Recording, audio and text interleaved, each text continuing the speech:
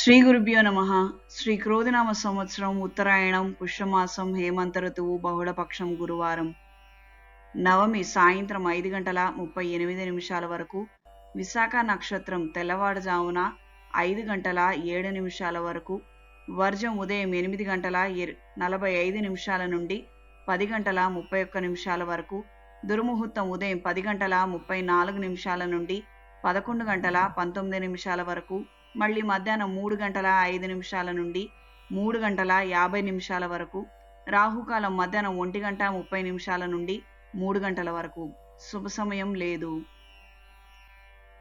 ద్వాదశ రాసుల వారు ఈరోజు చేసుకోదగిన పూజలు: శివ తాండవ స్తోత్రం చదవండి.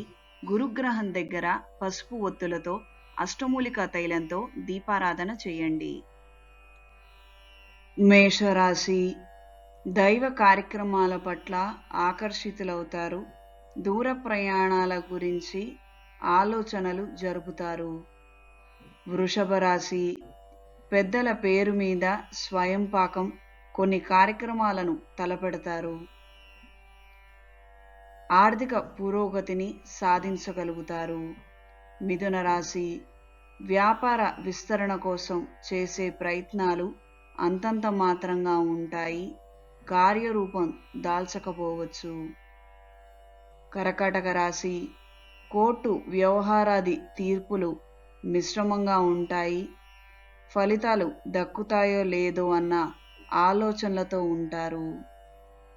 సింహరాశి: వాహనాల కొనుగోలు ప్రయత్నాలు ఆఖరి నిమిషంలో మార్పుకి గురవుతాయి. దూర ప్రాంతాలలో పెట్టుబడులకు తగిన ఆలోచనలు, తగిన వ్యక్తులను సంప్రదిస్తారు. కన్యా రాశి: సంతానం పట్ల మక్కువ కనబరుస్తారు. విలువైన వస్తువులు వాళ్ళకి బహుమతులుగా ఇస్తారు.